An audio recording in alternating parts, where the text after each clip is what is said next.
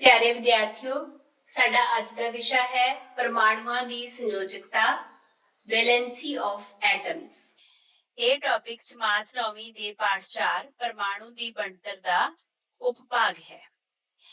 ਇਸ ਵਿਸ਼ੇ ਬਾਰੇ ਸਮਝਣ ਲਈ ਆਓ ਸਭ ਤੋਂ ਪਹਿਲਾਂ ਅਸੀਂ ਬੋਹਰ-ਬਰੀ ਦੇ ਪਰਮਾਣੂ ਮਾਡਲ ਦੀ ਥੋੜੀ ਜਿਹੀ ਦੁਹਰਾਈ ਕਰ ਲਈਏ। ਇਸ ਮਾਡਲ ਅਨੁਸਾਰ ਪਰਮਾਣੂ ਵਿਚਲੇ ਸਾਰੇ ਪ੍ਰੋਟੋਨ ਅਤੇ ਨਿਊਟਰੋਨ ਪਰਮਾਣੂ ਦੇ ਕੇਂਦਰ ਵਿੱਚ ਭਾਵ ਨਿਊਕਲੀਅਸ ਵਿੱਚ ਮੌਜੂਦ ਹੁੰਦੇ ਹਨ ਅਤੇ ਇਲੈਕਟ੍ਰੋਨ ਨਿਊਕਲੀਅਸ ਤੋਂ ਬਾਹਰ ਊਰਜਾ ਸ਼ੈੱਲਾਂ ਵਿੱਚ ਚੱਕਰ ਲਗਾਉਂਦੇ ਹਨ। ਅਸੀਂ ਇਹ ਸਿੱਖ ਚੁੱਕੇ ਹਾਂ ਕਿ ਸਭ ਤੋਂ ਅੰਦਰਲੇ ਸ਼ੈੱਲ ਭਾਵ ਕੇ ਸ਼ੈੱਲ ਵਿੱਚ ਵੱਧ ਤੋਂ ਵੱਧ 2 ਇਲੈਕਟ੍ਰੋਨ, ਦੂਸਰੇ ਸ਼ੈੱਲ ਵਿੱਚ 8 ਇਲੈਕਟ੍ਰੋਨ, ਤੀਸਰੇ ਵਿੱਚ 18, ਚੌਥੇ ਵਿੱਚ 32 ਆਦਿ ਸਮਾ ਸਕਦੇ ਹਨ। ਪਰੰਤੂ ਨਾਲ ਹੀ ਯਾਦ ਰੱਖਣ ਜੋ ਗੱਲ ਇਹ ਹੈ ਕਿ ਕਿਸੇ ਵੀ ਪਰਮਾਣੂ ਦੇ ਸਭ ਤੋਂ ਬਾਹਰਲੇ ਸ਼ੈੱਲ ਵਿੱਚ ਵੱਧ ਤੋਂ ਵੱਧ 8 ਇਲੈਕਟ੍ਰੋਨ ਹੀ ਸਮਾ ਸਕਦੇ ਹਨ। ਜੇਕਰ ਪਹਿਲਾ ਸ਼ੈੱਲ ਹੀ ਸਭ ਤੋਂ ਬਾਹਰਲਾ ਸ਼ੈੱਲ ਹੋਵੇ ਤਾਂ ਵੱਧ ਤੋਂ ਵੱਧ 2 ਇਲੈਕਟ੍ਰੋਨ ਹੀ ਆ ਸਕਦੇ ਹਨ। ਇੱਕ ਯਾਦ ਰੱਖਣ ਯੋਗ ਗੱਲ ਇਹ ਹੈ ਕਿ ਸਭ ਤੋਂ ਬਾਹਰਲੇ ਸ਼ੈੱਲ ਵਿੱਚ ਮੌਜੂਦ ਇਲੈਕਟ੍ਰੋਨਾਂ ਨੂੰ ਵੈਲੈਂਸ ਇਲੈਕਟ੍ਰੋਨ ਕਿਹਾ ਜਾਂਦਾ ਹੈ। ਇਸੇ ਦੇ ਆਧਾਰ ਤੇ ਅਸੀਂ ਅੱਜ ਦੇ ਵਿਸ਼ੇ ਸੰਯੋਜਕਤਾ ਜਾਂ ਵੈਲੈਂਸੀ ਬਾਰੇ ਸਮਝਾਂਗੇ। ਜੇਕਰ ਕਿਸੇ ਵੀ ਪਰਮਾਣੂ ਦਾ ਸਭ ਤੋਂ ਬਾਹਰਲਾ ਸ਼ੈੱਲ ਅਧੂਰਾ ਹੋਵੇ ਤਾਂ ਉਹ ਪਰਮਾਣੂ ਸਥਿਰ ਨਹੀਂ ਹੁੰਦਾ। ਸਥਿਰਤਾ ਗ੍ਰਹਿਣ ਕਰਨ ਲਈ ਹਰੇਕ ਪਰਮਾਣੂ ਕਿਸੇ ਨਾ ਕਿਸੇ ਢੰਗ ਨਾਲ ਆਪਣੇ ਸਭ ਤੋਂ ਬਾਹਰਲੇ ਸ਼ੈੱਲ ਨੂੰ ਪੂਰਾ ਕਰਨ ਦਾ ਯਤਨ ਕਰਦਾ ਹੈ। ਇਸ ਯਤਨ ਦੌਰਾਨ ਉਹ ਕਿਸੇ ਦੂਸਰੇ ਪਰਮਾਣੂ ਨੂੰ ਆਪਣੇ ਵਾਧੂ ਇਲੈਕਟ੍ਰੋਨ ਦੇ ਸਕਦਾ ਹੈ ਜਾਂ ਕਿਸੇ ਪਰਮਾਣੂ ਕੋਲੋਂ ਇਲੈਕਟ੍ਰੋਨ ਲੈ ਸਕਦਾ ਹੈ ਜਾਂ ਇਲੈਕਟ੍ਰੋਨ ਸਾਂਝੇ ਕਰ ਸਕਦਾ ਹੈ। ਇਸੇ ਨੂੰ ਹੀ ਅਸੀਂ ਕਿਸੇ ਪਰਮਾਣੂ ਦੀ ਸੰਯੋਜਕਤਾ ਜਾਂ ਵੈਲੈਂਸੀ ਕਹਿੰਦੇ ਹਾਂ। ਇਸ ਵਰਤਾਰੇ ਦੌਰਾਨ ਪਰਮਾਣੂ ਸਥਿਰਤਾ ਗ੍ਰਹਿਣ ਕਰਨ ਲਈ ਇੱਕ ਦੂਸਰੇ ਨਾਲ ਜੁੜਦੇ ਹਨ ਅਤੇ ਅਣੂਆਂ ਦਾ ਨਿਰਮਾਣ ਕਰਦੇ ਹਨ। ਇਸ ਲਈ ਵੈਲੈਂਸੀ ਜਾਂ ਸੰਯੋਜਕਤਾ ਨੂੰ ਪਰਮਾਣੂ ਦੀ ਕੰਬਾਈਨਿੰਗ ਕੈਪੈਸਿਟੀ ਵੀ ਕਿਹਾ ਜਾਂਦਾ ਹੈ। ਦੂਸਰੇ ਸ਼ਬਦਾਂ ਵਿੱਚ ਪਰਮਾਣੂ ਦੀ ਸੰਯੋਜਕਤਾ ਆਪਣੇ ਸਭ ਤੋਂ ਬਾਹਰੀ ਸ਼ੈੱਲ ਨੂੰ ਪੂਰਨ ਰੂਪ ਵਿੱਚ ਭਰਨ ਦੀ ਕੋਸ਼ਿਸ਼ ਮੰਨੀ ਜਾਂਦੀ ਹੈ ਅਤੇ ਇਹ ਕਿਹਾ ਜਾ ਸਕਦਾ ਹੈ ਕਿ ਪਰਮਾਣੂ ਆਪਣਾ ਅਸ਼ਟਕ ਪੂਰਾ ਕਰਨ ਲਈ ਇਲੈਕਟ੍ਰੋਨਾਂ ਨੂੰ ਗਵਾਉਂਦਾ, ਪ੍ਰਾਪਤ ਕਰਦਾ ਜਾਂ ਸਾਂਝੇ ਕਰਦਾ ਹੈ। ਪਰੰਤੂ ਅਸ਼ਟਕ ਨਿਯਮ ਪਹਿਲੇ 5 ਐਲੀਮੈਂਟਸ ਹਾਈਡਰੋਜਨ ਤੋਂ ਬੋਰਨ ਤੱਕ ਲਾਗੂ ਨਹੀਂ ਹੁੰਦਾ, ਕਿਉਂਕਿ ਇਹਨਾਂ ਕੋਲ ਸਥਿਰਤਾ ਗ੍ਰਹਿਣ ਕਰਦੇ ਸਮੇਂ ਕੇਵਲ ਇੱਕ ਹੀ ਸ਼ੈੱਲ ਮੌਜੂਦ ਹੁੰਦਾ ਹੈ ਜਿਸ ਵਿੱਚ ਕੇਵਲ 2 ਹੀ ਇਲੈਕਟ੍ਰੋਨ ਸਮਾ ਸਕਦੇ ਹਨ। ਇਸ ਬਾਰੇ ਚਰਚਾ ਅਸੀਂ ਅੱਗੇ ਜਾ ਕੇ ਚੰਗੀ ਤਰੀਕੇ ਨਾਲ ਕਰਾਂਗੇ। ਹੁਣ ਅਸੀਂ ਪਹਿਲੇ 18 ਤੱਤਾਂ ਦੀ ਸੰਯੋਜਕਤਾ ਬਾਰੇ ਚਰਚਾ ਕਰਾਂਗੇ। ਸਾਡੇ ਕੋਲ ਸਭ ਤੋਂ ਪਹਿਲਾ ਤੱਤ ਹੈ ਹਾਈਡਰੋਜਨ, ਜਿਸ ਦਾ ਇੱਕ ਹੀ ਇਲੈਕਟ੍ਰੋਨ ਇਸ ਦੇ ਸਭ ਤੋਂ ਪਹਿਲੇ ਸ਼ੈੱਲ ਕੇ ਸ਼ੈੱਲ ਵਿੱਚ ਮੌਜੂਦ ਹੁੰਦਾ ਹੈ। ਅਗਰ ਇਸ ਨੇ ਸਥਿਰਤਾ ਗ੍ਰਹਿਣ ਕਰਨੀ ਹੈ ਤਾਂ ਇਸ ਦਾ ਪਹਿਲਾ ਸ਼ੈੱਲ ਪੂਰਾ ਹੋਣਾ ਚਾਹੀਦਾ ਹੈ, ਭਾਵ ਇਸ ਕੋਲ 2 ਇਲੈਕਟ੍ਰੋਨ ਹੋਣੇ ਚਾਹੀਦੇ ਹਨ। ਇਸ ਕਾਰਨ ਇਹ ਆਪਣਾ ਇੱਕ ਇਲੈਕਟ੍ਰੋਨ ਗਵਾ ਸਕਦਾ ਹੈ ਜਾਂ ਕਿਸੇ ਦੂਸਰੇ ਕੋਲੋਂ ਇੱਕ ਇਲੈਕਟ੍ਰੋਨ ਪ੍ਰਾਪਤ ਕਰ ਸਕਦਾ ਹੈ ਜਾਂ ਇਹ ਆਪਣਾ ਇੱਕ ਇਲੈਕਟ੍ਰੋਨ ਕਿਸੇ ਦੂਸਰੇ ਨਾਲ ਸਾਂਝਾ ਵੀ ਕਰ ਸਕਦਾ ਹੈ। ਸੋ ਇਸ ਕਰਕੇ ਇਸ ਦੀ ਸੰਯੋਜਕਤਾ ਹੈ 1। ਸਾਡੇ ਕੋਲ ਦੂਸਰਾ ਤੱਤ ਹੈ ਹੀਲੀਅਮ। ਇਸ ਕੋਲ 2 ਇਲੈਕਟ੍ਰੋਨ ਹਨ ਜੋ ਇਸ ਦੇ ਪਹਿਲੇ ਸ਼ੈੱਲ ਵਿੱਚ ਹੀ ਮੌਜੂਦ ਹੁੰਦੇ ਹਨ, ਭਾਵ ਇਸ ਦਾ ਪਹਿਲਾ ਸ਼ੈੱਲ ਪੂਰਾ ਹੈ, ਭਾਵ ਇਹ ਪਰਮਾਣੂ ਸਾਡੇ ਕੋਲ ਸਥਿਰ ਹੈ। ਇਸ ਕਰਕੇ ਇਸ ਨੂੰ ਆਪਣੇ ਇਲੈਕਟ੍ਰੋਨ ਗਵਾਉਣ ਜਾਂ ਪ੍ਰਾਪਤ ਕਰਨ ਜਾਂ ਸਾਂਝੇ ਕਰਨ ਦੀ ਕੋਈ ਜ਼ਰੂਰਤ ਨਹੀਂ ਹੈ। ਇਸ ਲਈ ਇਸ ਦੀ ਸੰਯੋਜਕਤਾ ਜਾਂ ਵੈਲੈਂਸੀ ਕਿੰਨੀ ਹੈ? 0। ਸਾਡੇ ਕੋਲ ਤੀਸਰਾ ਤੱਤ ਹੈ ਲੀਥੀਅਮ। ਇਸ ਕੋਲ 3 ਇਲੈਕਟ੍ਰੋਨ ਮੌਜੂਦ ਹਨ ਤੇ ਬੋਹਰ-ਬਰੀ ਦੇ ਪਰਮਾਣੂ ਮਾਡਲ ਅਨੁਸਾਰ ਇਸ ਦੀ ਇਲੈਕਟ੍ਰੋਨਾਂ ਦੀ ਵੰਡ ਜਾਂ ਇਲੈਕਟ੍ਰੋਨੀ ਤਰਤੀਬ ਕੀ ਹੈ? ਪਹਿਲੇ ਸ਼ੈਲ ਵਿੱਚ 2 ਇਲੈਕਟ੍ਰੋਨ ਤੇ ਦੂਸਰੇ ਸ਼ੈਲ ਵਿੱਚ 1 ਇਲੈਕਟ੍ਰੋਨ। ਇਸ ਲਈ ਸਭ ਤੋਂ ਸੌਖਾ ਢੰਗ ਇਸ ਦਾ ਕੀ ਹੈ ਕਿ ਇਹ ਆਪਣੇ ਦੂਸਰੇ ਸ਼ੈਲ ਵਿੱਚੋਂ 1 ਇਲੈਕਟ੍ਰੋਨ ਜਿਹੜਾ ਹੈ ਉਹ ਗਵਾ ਦਿੰਦਾ ਹੈ ਤੇ ਆਪਣਾ ਪਹਿਲਾ ਸ਼ੈਲ ਜਿਹੜਾ ਹੈ ਉਹ ਪੂਰਾ ਭਰਿਆ ਭਾਵ ਸਥਿਰ ਕਨਫਿਗਰੇਸ਼ਨ ਇਸ ਦੀ ਆ ਜਾਂਦੀ ਹੈ। ਇਸ ਲਈ ਇਸ ਦੀ ਸੰਯੋਜਕਤਾ ਕਿੰਨੀ ਹੈ? 1। ਸਾਡੇ ਕੋਲ ਚੌਥਾ ਤੱਤ ਹੈ ਬੈਰੀਲੀਅਮ। ਇਸ ਕੋਲ 4 ਇਲੈਕਟ੍ਰੋਨ ਹਨ, ਪਹਿਲੇ ਸ਼ੈਲ ਵਿੱਚ 2 ਅਤੇ ਦੂਸਰੇ ਵਿੱਚ 2। ਸਥਿਰਤਾ ਗ੍ਰਹਿਣ ਕਰਨ ਲਈ ਇਹ ਆਪਣੇ ਦੂਸਰੇ ਸ਼ੈਲ ਦੇ ਦੋਨੋਂ ਇਲੈਕਟ੍ਰੋਨ ਗਵਾ ਦਿੰਦਾ ਹੈ ਤੇ ਇਸ ਦੀ ਸੰਯੋਜਕਤਾ ਕਿੰਨੀ ਹੈ? 2। ਅਗਲਾ ਸਾਡੇ ਕੋਲ ਤੱਤ ਹੈ ਬੋਰੋਨ। ਇਸ ਕੋਲ ਇਲੈਕਟ੍ਰੋਨਾਂ ਦੀ ਸੰਖਿਆ ਕਿੰਨੀ ਹੈ? 5। ਇਲੈਕਟ੍ਰੋਨੀ ਤਰਤੀਬ ਕੀ ਹੈ? 2 ਅਤੇ 3 ਭਾਵ ਪਹਿਲੇ ਸ਼ੈਲ 'ਚ 2 ਦੂਸਰੇ 'ਚ 3। ਸਥਿਰਤਾ ਗ੍ਰਹਿਣ ਕਰਨ ਲਈ ਇਹਦੇ ਲਈ ਸੌਖੀ ਚੀਜ਼ ਕੀ ਹੈ ਕਿ ਇਹ ਆਪਣੇ 3 ਇਲੈਕਟ੍ਰੋਨ ਗਵਾ ਦਿੰਦਾ ਹੈ ਤੇ ਇਸ ਲਈ ਇਸ ਦੀ ਸੰਯੋਜਕਤਾ ਕਿੰਨੀ ਹੈ? 3। ਅਗਲਾ ਸਾਡੇ ਕੋਲ ਤੱਤ ਹੈ ਕਾਰਬਨ। ਇਸ ਦੀ ਪਰਮਾਣੂ ਸੰਖਿਆ 6 ਹੈ ਭਾਵ ਇਸ ਕੋਲ ਇਲੈਕਟ੍ਰੋਨਾਂ ਦੀ ਸੰਖਿਆ ਕਿੰਨੀ ਹੈ? 6। ਪਹਿਲੇ ਸ਼ੈਲ ਵਿੱਚ 2 ਅਤੇ ਦੂਸਰੇ ਸ਼ੈਲ ਵਿੱਚ 4। ਹੁਣ ਇਸ ਕੋਲ ਦੂਸਰੇ ਸ਼ੈਲ ਵਿੱਚੋਂ 4 ਇਲੈਕਟ੍ਰੋਨ ਗਵਾਉਣਾ ਜਾਂ ਕਿਸੇ ਕੋਲੋਂ 4 ਇਲੈਕਟ੍ਰੋਨ ਪ੍ਰਾਪਤ ਕਰਨਾ ਬਹੁਤ ਮੁਸ਼ਕਲ ਹੈ। ਇਸ ਲਈ ਕੀ ਕਰਦਾ ਹੈ? ਆਪਣੇ 4 ਇਲੈਕਟ੍ਰੋਨ ਸਾਂਝੇ ਕਰਦਾ ਹੈ ਅਤੇ ਇਸ ਦੀ ਸੰਯੋਜਕਤਾ ਕਿੰਨੀ ਹੈ? 4। ਸਾਡੇ ਕੋਲ ਅਗਲਾ ਤੱਤ ਹੈ ਨਾਈਟ੍ਰੋਜਨ। ਇਸ ਕੋਲ ਕੁੱਲ 7 ਇਲੈਕਟ੍ਰੋਨ ਹਨ, ਪਹਿਲੇ ਸ਼ੈਲ ਵਿੱਚ 2 ਇਲੈਕਟ੍ਰੋਨ ਦੂਸਰੇ ਵਿੱਚ 5 ਇਲੈਕਟ੍ਰੋਨ। ਹੁਣ ਉਸ ਨੂੰ ਆਪਣਾ ਦੂਸਰਾ ਸ਼ੈਲ ਪੂਰਾ ਭਰਨ ਵਾਸਤੇ 3 ਇਲੈਕਟ੍ਰੋਨਾਂ ਦੀ ਹੋਰ ਲੋੜ ਹੈ ਕਿਉਂਕਿ ਹੁਣ ਇਹ ਆਪਣੇ 5 ਇਲੈਕਟ੍ਰੋਨ ਛੱਡ ਨਹੀਂ ਸਕਦਾ। 3 ਇਲੈਕਟ੍ਰੋਨ ਪ੍ਰਾਪਤ ਕਰਕੇ ਇਸ ਦੀ ਵੈਲੈਂਸੀ ਕਿੰਨੀ ਹੋ ਜਾਂਦੀ ਹੈ? 3। ਅਗਲਾ ਤੱਤ ਹੈ ਆਕਸੀਜਨ। ਇਸ ਕੋਲ 8 ਇਲੈਕਟ੍ਰੋਨ ਹਨ, ਪਹਿਲੇ ਸ਼ੈਲ 'ਚ 2 ਦੂਸਰੇ ਸ਼ੈਲ 'ਚ 6। ਹੁਣ ਇਸ ਨੂੰ ਆਪਣਾ ਦੂਸਰਾ ਸ਼ੈਲ ਪੂਰਾ ਭਰਨ ਲਈ 2 ਹੋਰ ਇਲੈਕਟ੍ਰੋਨਾਂ ਦੀ ਲੋੜ ਹੈ। ਸੋ ਇਸ ਕਾਰਨ ਇਸ ਦੀ ਵੈਲੈਂਸੀ ਕਿੰਨੀ ਹੈ? 2। ਅਸੀਂ ਇੱਥੇ ਇੱਕ ਨਵੀਂ ਟਰਮ ਸਿੱਖਾਂਗੇ ਕਿ ਇਸ ਨੂੰ ਆਪਣਾ ਅਸ਼ਟਕ ਪੂਰਾ ਕਰਨ ਲਈ, ਅਸ਼ਟਕ ਦਾ ਭਾਵ ਹੈ 8 ਇਲੈਕਟ੍ਰੋਨਾਂ ਦੀ ਗਿਣਤੀ ਪੂਰੀ ਕਰਨ ਲਈ 2 ਹੋਰ ਇਲੈਕਟ੍ਰੋਨਾਂ ਦੀ ਲੋੜ ਹੈ। ਸੋ ਇਸ ਕਾਰਨ ਇਸ ਦੀ ਵੈਲੈਂਸੀ 2 ਹੈ। ਅਗਲਾ ਤੱਤ ਹੈ ਫਲੋਰੀਨ। ਇਲੈਕਟ੍ਰੋਨਾਂ ਦੀ ਗਿਣਤੀ ਹੈ 9। ਦੂਸਰੇ ਸ਼ੈਲ ਵਿੱਚ ਕਿੰਨੇ ਇਲੈਕਟ੍ਰੋਨ ਹਨ? 7। ਆਪਣਾ ਅਸ਼ਟਕ ਪੂਰਾ ਕਰਨ ਲਈ ਇਸ ਨੂੰ ਸਿਰਫ ਇੱਕ ਹੋਰ ਇਲੈਕਟ੍ਰੋਨ ਦੀ ਲੋੜ ਹੈ। ਸੋ ਇਹ ਇੱਕ ਇਲੈਕਟ੍ਰੋਨ ਪ੍ਰਾਪਤ ਕਰ ਲੈਂਦਾ ਹੈ ਤਾਂ ਇਸ ਦੀ ਵੈਲੈਂਸੀ ਕਿੰਨੀ ਹੈ? 1। ਅਗਲਾ ਤੱਤ ਸਾਡੇ ਕੋਲ ਹੈ ਨਿਓਨ। ਇਲੈਕਟ੍ਰੋਨਾਂ ਦੀ ਗਿਣਤੀ ਹੈ 10। ਪਹਿਲਾ ਸ਼ੈਲ 2 ਦੂਸਰਾ ਸ਼ੈਲ 8 ਇਲੈਕਟ੍ਰੋਨ। ਸੋ ਅਸੀਂ ਵੇਖਿਆ ਕਿ ਇਹਦੇ ਵਿੱਚ ਦੂਸਰੇ ਸ਼ੈਲ ਵਿੱਚ ਸਾਰੇ ਇਲੈਕਟ੍ਰੋਨ ਪੂਰੇ ਹਨ ਭਾਵ ਇਸ ਦਾ ਅਸ਼ਟਕ ਪੂਰਾ ਹੈ। ਹੁਣ ਇਸ ਨੂੰ ਕਿਸੇ ਕੋਲੋਂ ਵੀ ਇਲੈਕਟ੍ਰੋਨ ਪ੍ਰਾਪਤ ਕਰਨ ਦੀ ਜ਼ਰੂਰਤ ਨਹੀਂ ਹੈ ਭਾਵ ਇਸ ਦੀ ਸੰਯੋਜਕਤਾ ਕਿੰਨੀ ਹੈ? 0। ਅਸੀਂ ਇੱਥੇ ਇਹ ਵੀ ਸਿੱਖਿਆ ਕਿ ਨਿਓਨ ਅਤੇ ਹੀਲੀਅਮ ਵਰਗੇ ਤੱਤ ਜਿਨ੍ਹਾਂ ਦੇ ਸ਼ੈਲ ਬਾਹਰਲਾ ਸਭ ਤੋਂ ਬਾਹਰਲਾ ਸ਼ੈਲ ਪੂਰਾ ਭਰਿਆ ਹੋਇਆ ਹੈ, ਹੁਣ ਇਹਦੇ ਕੋਲ ਹੀਲੀਅਮ ਕੋਲ ਸਿਰਫ ਇੱਕ ਹੀ ਸ਼ੈਲ ਹੈ ਉਹ ਵੀ ਪੂਰਾ ਭਰਿਆ ਹੈ। ਨਿਓਨ ਕੋਲ 2 ਸ਼ੈਲ ਹਨ ਜਿਹੜੇ ਕਿ ਪੂਰੇ ਭਰੇ ਹੋਏ ਹਨ। ਸੋ ਇਸ ਕਾਰਨ ਇਹਨਾਂ ਦੀ ਵੈਲੈਂਸੀ ਕਿੰਨੀ ਹੈ? 0। ਅਗਲਾ ਤੱਤ ਸੋਡੀਅਮ ਹੈ। ਇਸ ਕੋਲ 11 ਇਲੈਕਟ੍ਰੋਨ ਹਨ, ਪਹਿਲੇ ਸ਼ੈਲ ਵਿੱਚ 2 ਦੂਸਰੇ 'ਚ 8 ਤੇ ਤੀਸਰੇ ਵਿੱਚ 1। ਹੁਣ ਤੀਸਰਾ ਸ਼ੈਲ ਜਿਹੜਾ ਹੈ ਸਿਰਫ ਉਸ ਕੋਲ 1 ਇਲੈਕਟ੍ਰੋਨ ਹੈ, ਇਹ ਆਪਣਾ 1 ਇਲੈਕਟ੍ਰੋਨ ਗਵਾ ਦਿੰਦਾ ਹੈ। ਸੋ ਇਸ ਕਾਰਨ ਇਸ ਦੀ ਵੈਲੈਂਸੀ 1 ਹੈ। ਮੈਗਨੀਸ਼ੀਅਮ ਦੇ ਤੀਸਰੇ ਸ਼ੈਲ ਵਿੱਚ 2 ਇਲੈਕਟ੍ਰੋਨ ਹਨ, ਇਹ ਆਪਣੇ 2 ਇਲੈਕਟ੍ਰੋਨ ਗਵਾ ਦਿੰਦਾ ਹੈ ਤੇ ਇਸ ਦੀ ਵੈਲੈਂਸੀ 2 ਹੈ।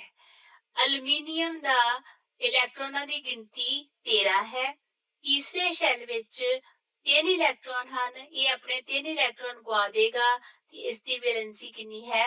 3। ਸਿਲੀਕਨ, ਇਸ ਕੋਲ 14 ਇਲੈਕਟ੍ਰੋਨ ਹਨ, ਤੀਸਰੇ ਸ਼ੈਲ ਵਿੱਚ 4 ਇਲੈਕਟ੍ਰੋਨ ਹਨ, ਸੋ ਇਹ ਆਪਣੇ 4 ਇਲੈਕਟ੍ਰੋਨ ਨਾ ਤਾਂ ਛੱਡ ਸਕਦਾ ਹੈ ਤੇ ਨਾ ਹੀ 4 ਇਲੈਕਟ੍ਰੋਨ ਕਿਸੇ ਕੋਲੋਂ ਹੋਰ ਪ੍ਰਾਪਤ ਕਰ ਸਕਦਾ ਹੈ। ਸੋ ਇਸ ਕਾਰਨ ਇਹ ਆਪਣੇ 4 ਇਲੈਕਟ੍ਰੋਨ ਸਾਂਝੇ ਕਰਦਾ ਹੈ ਕਾਰਬਨ ਦੀ ਤਰ੍ਹਾਂ। ਇਸ ਦੀ ਵੀ ਵੈਲੈਂਸੀ ਕਿੰਨੀ ਹੈ? 4। ਅਗਲਾ ਤੱਤ ਸਾਡੇ ਕੋਲ ਫਾਸਫੋਰਸ ਹੈ। ਤੀਸਰੇ ਸ਼ੈਲ ਵਿੱਚ 5 ਇਲੈਕਟ੍ਰੋਨ ਹਨ। ਹੁਣ ਇਸ ਦੀ ਦੋ ਤਰ੍ਹਾਂ ਦੀ ਵੈਲੈਂਸੀ ਸ਼ੋ ਹੋ ਸਕਦੀ ਹੈ। ਇਹ ਆਪਣੇ 5 ਇਲੈਕਟ੍ਰੋਨ ਛੱਡ ਦੇ ਤਾਂ ਇਸ ਦੀ ਵੈਲੈਂਸੀ 5 ਹੋਏਗੀ, ਪਰ ਜੇ ਇਹ 3 ਇਲੈਕਟ੍ਰੋਨ ਪ੍ਰਾਪਤ ਕਰ ਲੇ ਤਾਂ ਇਸ ਦੀ ਵੈਲੈਂਸੀ 3 ਹੋਏਗੀ। ਸੋ ਇਹ ਦੋ ਤਰ੍ਹਾਂ ਦੀ ਵੈਲੈਂਸੀ ਸ਼ੋ ਕਰਦਾ ਹੈ, 3 ਅਤੇ 5। ਆਮ ਤੌਰ ਤੇ ਵੈਲੈਂਸੀ 5 ਜਿਹੜੀ ਹੈ ਉਹ ਬਹੁਤ ਘੱਟ ਦੇਖਣ ਨੂੰ ਮਿਲਦੀ ਹੈ। ਵੈਲੈਂਸੀ ਵੱਖਰੇ ਵੱਖਰੇ ਤੱਤਾਂ ਦੀ, ਜਿਵੇਂ ਕਿ ਅਸੀਂ ਵੇਖਿਆ 0, 1, 2, 3, 4 ਹੋ ਸਕਦੀ ਹੈ। ਉਸ ਤੋਂ ਬਾਅਦ ਫਿਰ ਕਿੰਨੀ ਹੈ? 3, 2, 1, 0। ਸਾਡੇ ਕੋਲ ਅਗਲਾ ਤੱਤ ਹੈ ਸਲਫਰ। ਇਸ ਕੋਲ 16 ਇਲੈਕਟ੍ਰੋਨ ਹਨ। 2, 8, 6 ਆਕਸੀਜਨ ਦੀ ਤਰ੍ਹਾਂ ਇਸ ਦੇ ਸਭ ਤੋਂ ਬਾਹਰਲੇ ਸ਼ੈਲ ਵਿੱਚ 6 ਇਲੈਕਟ੍ਰੋਨ ਹਨ। ਇਹ 2 ਇਲੈਕਟ੍ਰੋਨ ਪ੍ਰਾਪਤ ਕਰਦਾ ਹੈ। ਸੋ ਇਸ ਕਾਰਨ ਇਸ ਦੀ ਵੈਲੈਂਸੀ ਕਿੰਨੀ ਹੈ? 2। ਅਗਲਾ ਤੱਤ ਸਾਡੇ ਕੋਲ ਕਲੋਰੀਨ ਹੈ। 17 ਇਲੈਕਟ੍ਰੋਨਾਂ ਦੀ ਗਿਣਤੀ ਹੈ। 2, 8, 7। ਸੋ ਇਹ 1 ਇਲੈਕਟ੍ਰੋਨ ਪ੍ਰਾਪਤ ਕਰਕੇ ਆਪਣਾ ਅਸ਼ਟਕ ਪੂਰਾ ਕਰ ਲੈਂਦਾ ਹੈ। ਸੋ ਇਸ ਕਾਰਨ ਇਸ ਦੀ ਵੈਲੈਂਸੀ ਕਿੰਨੀ ਹੈ? 1। 18ਵਾਂ ਤੱਤ ਸਾਡੇ ਕੋਲ ਆਰਗਨ ਹੈ। ਇਸ ਕੋਲ 18 ਇਲੈਕਟ੍ਰੋਨ ਹਨ। 3 ਸ਼ੈਲ ਪੂਰੇ ਭਰੇ ਹੋਏ ਹਨ। 2, 8, 8। ਸੋ ਇਸ ਕਾਰਨ ਇਸ ਨੂੰ ਕਿਸੇ ਵੀ ਇਲੈਕਟ੍ਰੋਨ ਦੀ ਜ਼ਰੂਰਤ ਨਹੀਂ ਹੈ। ਇਸ ਦਾ ਅਸ਼ਟਕ ਪੂਰਾ ਹੈ। ਸੋ ਇਸ ਕਾਰਨ ਇਸ ਦੀ ਵੈਲੈਂਸੀ 0 ਹੈ। ਅਸੀਂ ਇਹਨਾਂ 18 ਤੱਤਾਂ ਦੀ ਵੈਲੈਂਸੀ ਸਮਝ ਲਈ ਹੈ। ਜੇਕਰ ਸਾਨੂੰ ਕਿਸੇ ਤੱਤ ਦੀ ਇਲੈਕਟ੍ਰੋਨਿਕ ਤਰਤੀਬ ਜਾਂ ਵੈਲੈਂਸ ਇਲੈਕਟ੍ਰੋਨਾਂ ਦੀ ਗਿਣਤੀ ਪਤਾ ਹੋਵੇ ਤਾਂ ਅਸੀਂ ਸੌਖੇ ਢੰਗ ਨਾਲ ਵੈਲੈਂਸੀ ਪਤਾ ਕਰ ਸਕਦੇ ਹਾਂ। ਜੇਕਰ ਵੈਲੈਂਸ ਇਲੈਕਟ੍ਰੋਨ 1 ਤੋਂ 4 ਤੱਕ ਹੋਣ ਤਾਂ ਇਹਨਾਂ ਦੀ ਵੈਲੈਂਸੀ ਵੀ ਬਿਲਕੁਲ 1 ਤੋਂ 4 ਤੱਕ ਹੋਏਗੀ। ਪਰ ਜੇਕਰ ਵੈਲੈਂਸ ਇਲੈਕਟ੍ਰੋਨਾਂ ਦੀ ਗਿਣਤੀ 5 ਤੋਂ 8 ਤੱਕ ਹੋਏ ਤਾਂ ਇਹਨਾਂ ਤੱਤਾਂ ਦੀ ਵੈਲੈਂਸੀ ਅਸੀਂ ਕਿਵੇਂ ਪਤਾ ਕਰਾਂਗੇ? 8 ਵਿੱਚੋਂ ਵੈਲੈਂਸ ਇਲੈਕਟ੍ਰੋਨਾਂ ਦੀ ਗਿਣਤੀ ਨੂੰ ਮਾਈਨਸ ਕਰਾਂਗੇ। ਜਿਵੇਂ ਕਿ 8 - 5 ਵੈਲੈਂਸੀ 3, 8 - 6 ਵੈਲੈਂਸੀ 2, 8 - 7 ਵੈਲੈਂਸੀ 1, 8 - 8 ਵੈਲੈਂਸੀ 0। ਸੋ ਇਸੇ ਤਰੀਕੇ ਨਾਲ ਅਗਰ ਸਾਡੇ ਕੋਲ ਤੀਸਰਾ ਸ਼ੈਲ ਸਭ ਤੋਂ ਬਾਹਰਲਾ ਸ਼ੈਲ ਹੈ ਤਾਂ ਉਹਦੇ ਵਾਸਤੇ ਵੀ ਇਹੀ ਨਿਯਮ ਲਾਗੂ ਹੋਏਗਾ ਕਿ ਅਗਰ ਵੈਲੈਂਸ ਇਲੈਕਟ੍ਰੋਨ 1 ਤੋਂ 4 ਤੱਕ ਹੈ ਤਾਂ ਵੈਲੈਂਸੀ ਵੀ 1 ਤੋਂ 4 ਤੱਕ ਹੋਏਗੀ।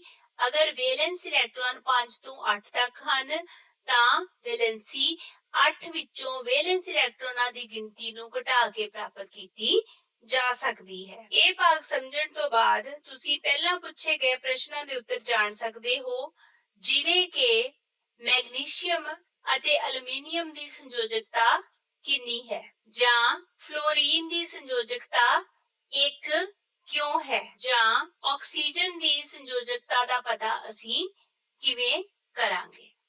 ਵੈਲੈਂਸੀ ਬਾਰੇ ਸਮਝਣ ਦੌਰਾਨ ਅਸੀਂ ਇਹ ਵੇਖਿਆ ਕਿ ਪਰਮਾਣੂ ਆਪਣੇ ਇਲੈਕਟ੍ਰੋਨਾਂ ਦੀ ਗਿਣਤੀ ਵਧਾ ਘਟਾ ਸਕਦਾ ਹੈ, ਪਰੰਤੂ ਉਸਦੇ ਨਿਊਕਲੀਅਸ ਵਿੱਚ ਮੌਜੂਦ ਪ੍ਰੋਟੋਨਾਂ ਅਤੇ ਨਿਊਟਰੋਨਾਂ ਦੀ ਗਿਣਤੀ ਸਥਿਰ ਰਹਿੰਦੀ ਹੈ। ਇਸੇ ਆਧਾਰ ਤੇ ਅਸੀਂ ਦੋ ਹੋਰ ਟਰਮਾਂ ਪਰਮਾਣੂ ਸੰਖਿਆ ਅਤੇ ਪੁੰਜ ਸੰਖਿਆ ਬਾਰੇ ਜਾਣਕਾਰੀ ਹਾਸਲ ਕਰਾਂਗੇ। ਸਭ ਤੋਂ ਪਹਿਲਾਂ ਅਸੀਂ ਗੱਲ ਕਰਾਂਗੇ ਪਰਮਾਣੂ ਸੰਖਿਆ ਬਾਰੇ, ਜਿਸ ਨੂੰ ਐਟੋਮਿਕ ਨੰਬਰ ਵੀ ਕਿਹਾ ਜਾਂਦਾ ਹੈ।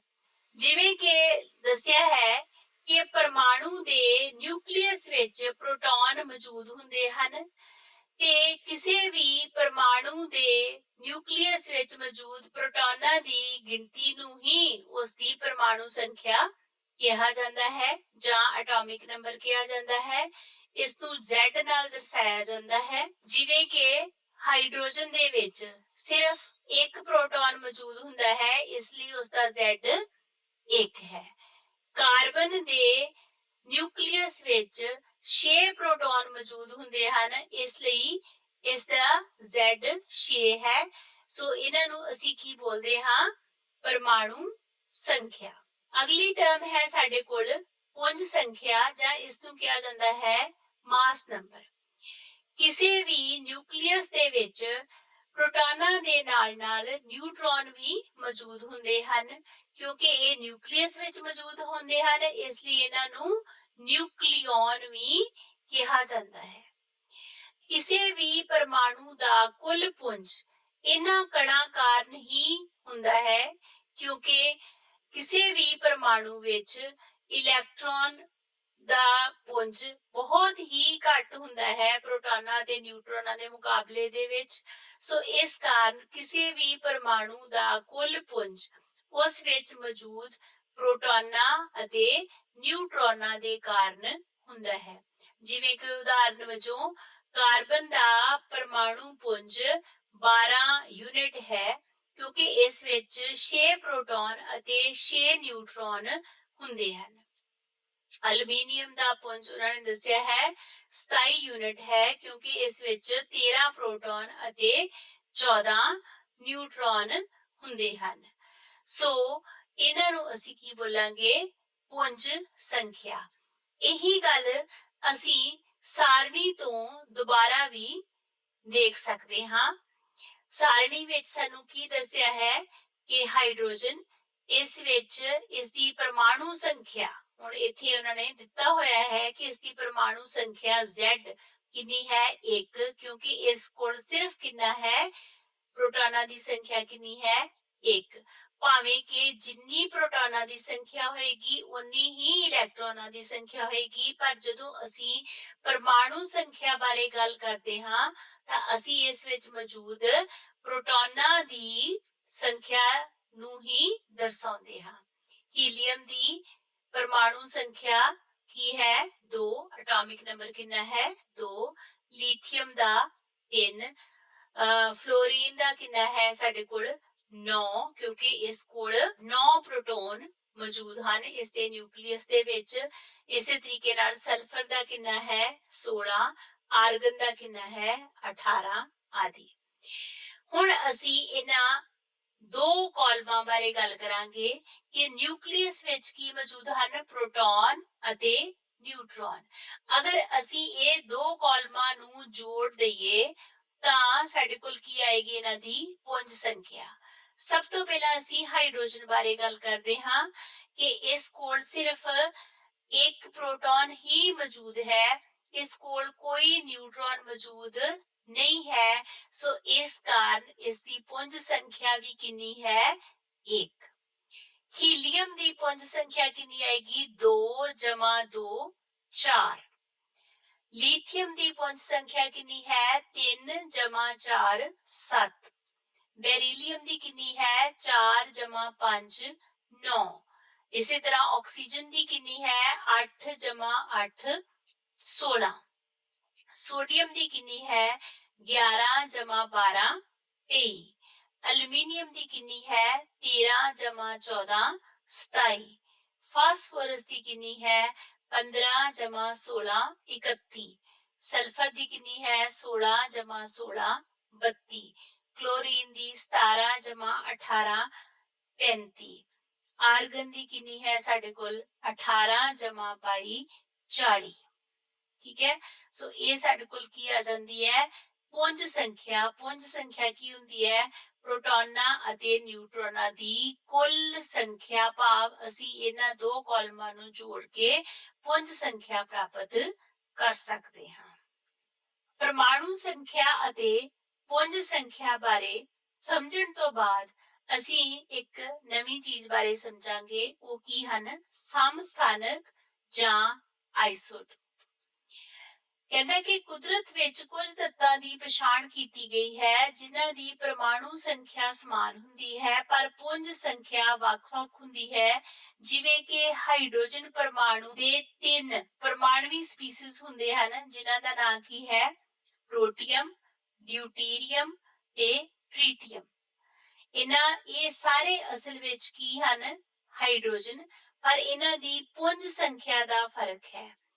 ਜੋ ਸਾਡੇ ਕੋਲ ਪ੍ਰੋਟੀਅਮ ਸਪੀਸੀਜ਼ ਹੈ ਉਸ ਵਿੱਚ ਸਿਰਫ ਇੱਕ ਪ੍ਰੋਟੋਨ ਹੀ ਮੌਜੂਦ ਹੈ, ਕੋਈ ਨਿਊਟਰੋਨ ਨਹੀਂ ਹੈ। ਸੋ ਇਸ ਲਈ ਇਸ ਦੀ ਪਰਮਾਣੂ ਸੰਖਿਆ ਵੀ ਇੱਕ ਹੈ ਤੇ ਇਸ ਦੀ ਪੁੰਜ ਸੰਖਿਆ ਵੀ ਇੱਕ ਹੈ।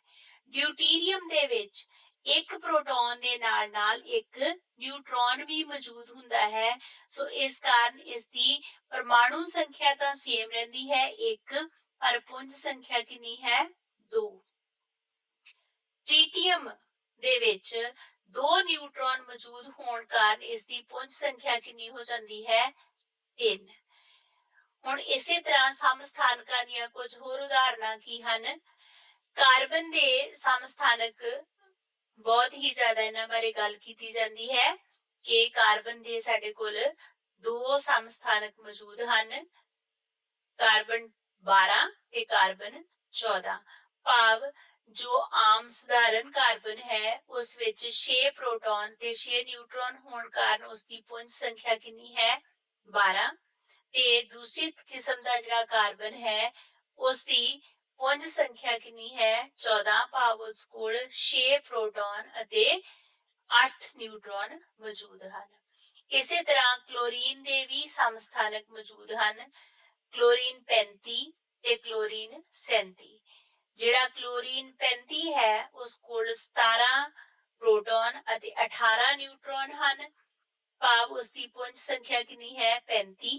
ਤੇ ਕਲੋਰੀਨ 37 ਵਿੱਚ 17 ਪ੍ਰੋਟੋਨ ਅਤੇ 20 ਨਿਊਟਰੋਨ ਮੌਜੂਦ ਹੋਣ ਕਾਰਨ ਉਸ ਦੀ ਪੁੰਜ ਸੰਖਿਆ 37 ਹੋ ਜਾਂਦੀ ਹੈ। ਜੇਕਰ ਕੋਈ ਤੱਤ ਸਮਸਥਾਨਕਾਂ ਦੇ ਮਿਸ਼ਰਣ ਵਜੋਂ ਕੁਦਰਤ ਵਿੱਚ ਮਿਲਦਾ ਹੈ ਤਾਂ ਸਮਸਥਾਨਕਾਂ ਦੀ ਪ੍ਰਤੀਸ਼ਤ ਮਾਤਰਾ ਜਾਣਨੀ ਜ਼ਰੂਰੀ ਹੋ ਜਾਂਦੀ ਹੈ। ਜਿਵੇਂ ਕਿ ਕਾਰਬਨ ਦਾ ਵਧੇਰੇ ਮਿਲਣ ਵਾਲਾ ਸਮਸਥਾਨਕ ਕਾਰਬਨ 12 ਹੈ ਅਤੇ ਆਮ ਵਰਤੋਂ ਵਿੱਚ ਕਾਰਬਨ ਦੀ ਪੁੰਜ ਸੰਖਿਆ 12 ਮੰਨੀ ਜਾਂਦੀ ਹੈ। ਪਰੰਤੂ ਕਲੋਰੀਨ ਦਾ ਕੇਸ ਥੋੜਾ ਵੱਖਰਾ ਹੈ। ਕਲੋਰੀਨ 35 ਦੀ ਕੁਦਰਤ ਵਿੱਚ ਮਾਤਰਾ 75% ਹੈ ਅਤੇ ਇਸ ਦੇ ਮਿਸ਼ਰਣ ਵਿੱਚ ਕਲੋਰੀਨ 37 25% ਮਾਤਰਾ ਦੇ ਵਿੱਚ ਮੌਜੂਦ ਹੁੰਦਾ ਹੈ। ਸੋ ਇਸ ਕਾਰਨ ਜਦੋਂ ਅਸੀਂ ਕਲੋਰੀਨ ਦੇ ਪੁੰਜ ਸੰਖਿਆ ਦੀ ਗਣਨਾ ਕਰਨੀ ਹੋਵੇ ਤਾਂ ਸਾਨੂੰ ਇਹਨਾਂ ਦੋਨਾਂ ਸਮਸਥਾਨਕਾਂ ਦੇ ਪ੍ਰਤੀਸ਼ਤ ਮਾਤਰਾ ਦਾ ਧਿਆਨ ਰੱਖਣਾ ਪੈਂਦਾ ਹੈ। ਇਸੇ ਹਿਸਾਬ ਨਾਲ ਜਦੋਂ ਅਸੀਂ ਗਣਨਾ ਕਰਦੇ ਹਾਂ ਤਾਂ ਕਲੋਰੀਨ ਦਾ ਕੁੱਲ ਪੁੰਜ 35.5 ਯੂਨਿਟ ਪ੍ਰਾਪਤ ਹੋ ਜਾਂਦਾ ਹੈ।